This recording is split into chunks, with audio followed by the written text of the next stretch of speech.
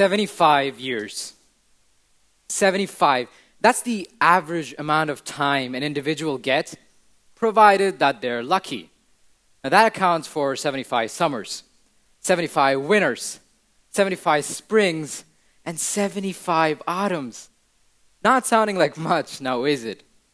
You see, years down the line, and I mean years, when time has taken its toll on you, when generations have come and gone by, your grandkids will come up to you and they'll ask you, "Grandpa, how did you spend your time in your 20s or 30s?" And at that very moment, you'll be left contemplating between one of the two choices. You could always tell them that you were out there chasing this dream that someone else had dreamt for you, about how you were living this fantasy that someone else had fantasized for you, or you could tell them about the exhilarating journeys that you had, about the different kinds of people you met, and how you were ready to bet it all, the fate of the world, on that one thing you love. Ask yourselves, what is that one thing you love? And I'll get to why that's important in a bit, but before that, I'm going to tell you all the tale. And I want you to pay close attention to it, because this isn't just something that you could pull out of Google, because this is the story of a young girl born into the family of a rice merchant. You see, the merchant, he always wanted his children to make something of themselves in their lives, which is why he put them through the schooling system. Now, this story is more or less specific to his eldest daughter, so why don't we focus a bit more on her? You see, his eldest daughter, she worked hard, stayed consistent, and had become what her father had hoped for her to be, a doctor. She set up a successful practice in her very own hometown.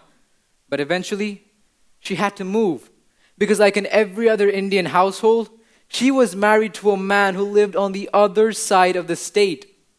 Though she moved, yet again she set up another successful practice.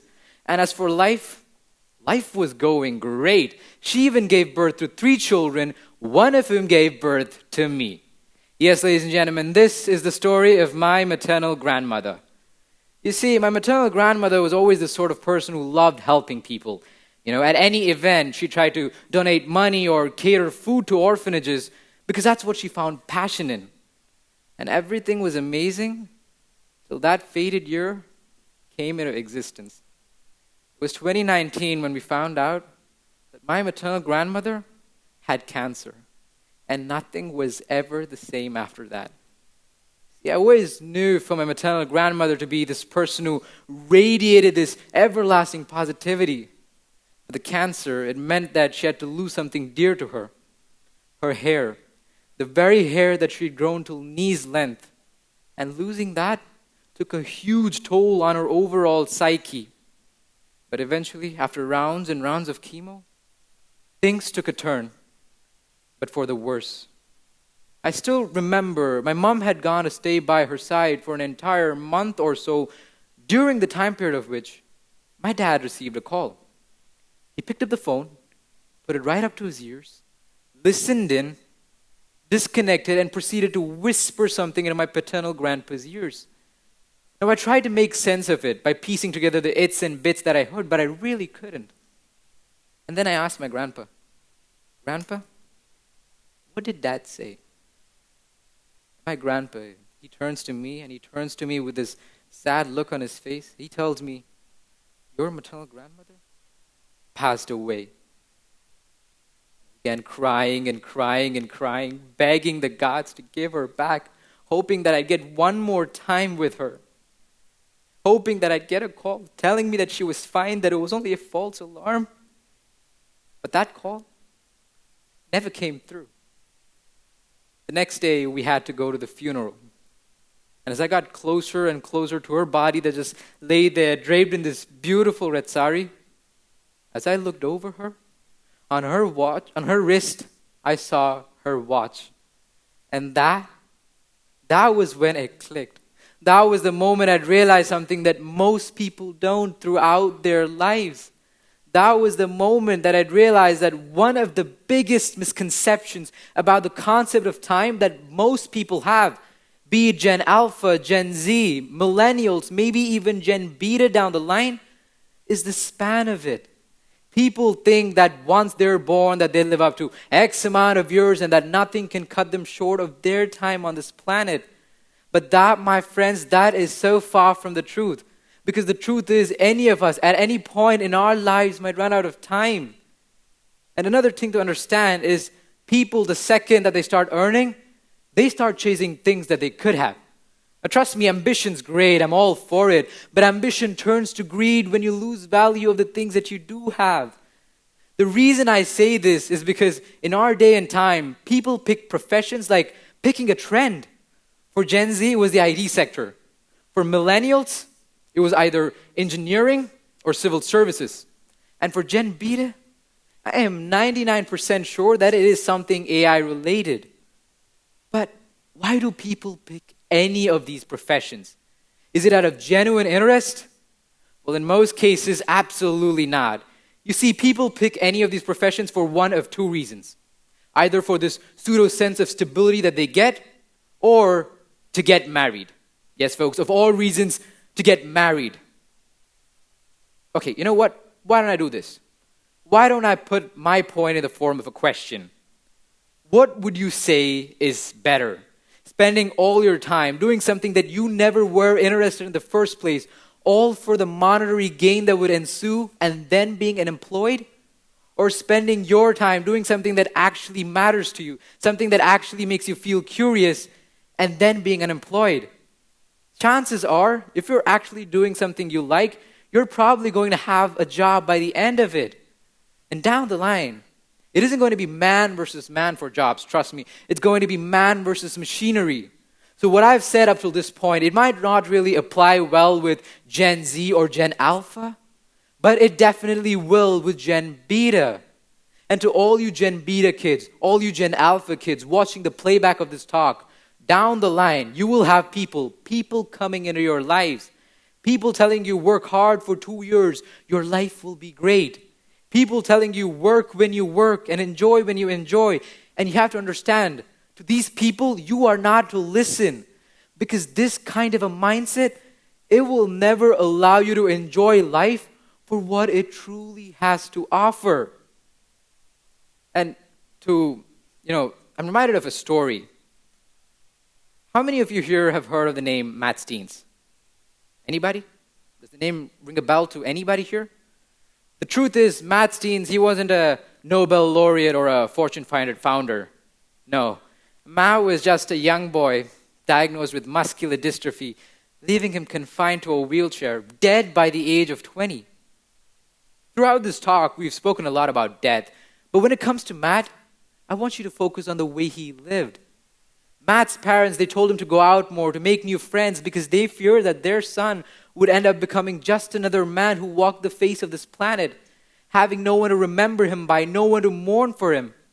But Matt never paid attention to any of that. Instead, he spent all this time playing video games 24/7. And eventually came the day they'd all dreaded. Matt passed away. His parents, as a final honor to their son, made one last blog from his computer. To their surprise, they received tons of messages from people all across the globe sending their condolences. Turns out, Matt had built an entire community just off of playing video games. I mean, he even got a girlfriend. Some of us are mobile, but we still find that hard, right? You see, the truth is, Matt was confined to a wheelchair. At that point, living becomes a burden. Breathing becomes a bane. At that point, you're just waiting for the Reaper to do his bidding. But Matt, he never looked at things that way. Instead, he spent all his time doing the one thing that mattered to him, the one thing that he loved.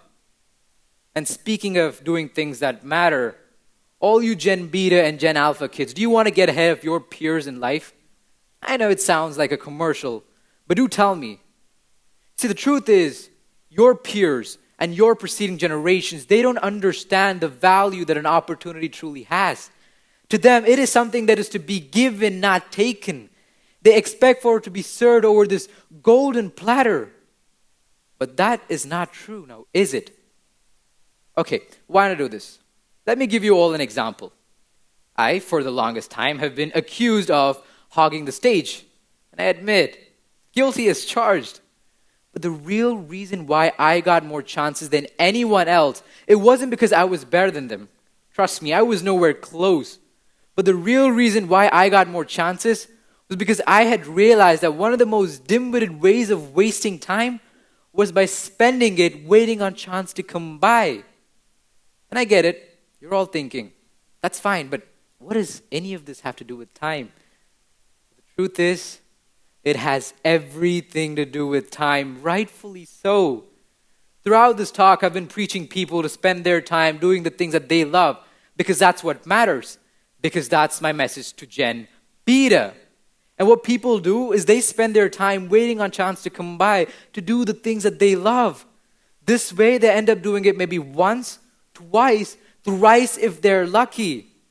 And another aspect of this is people tend to shy away from doing the things that they love, all in this fear of what others might think, what they might say. And this is going to be worse with Gen Beta, considering the fact that they'd have to face constant criticism 24/7 from humans and machines alike. And you have to understand, down the line, when you try to sing, it isn't going to be a musician who'll criticize you. When you try to start your own thing, it isn't going to be an entrepreneur who'll criticize you.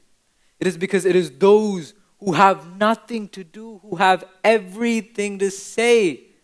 The people you love will run out of time. And along with them, so will their opinions. The people you hate will die, and along with them, so will their opinions. In the end, the only thing that will ever matter is if you were able to do justice to your own time. As of this moment, not all of us have 75 years left. For some of us, it's 30. Some of us, it's 40. But it is time that we have. So let's toast, not just to the years that have gone by, but to the seconds that are yet to come, to Gen Beta, to every generation that has taken birth, to every generation that is yet to, and to make every living moment count. Thank you.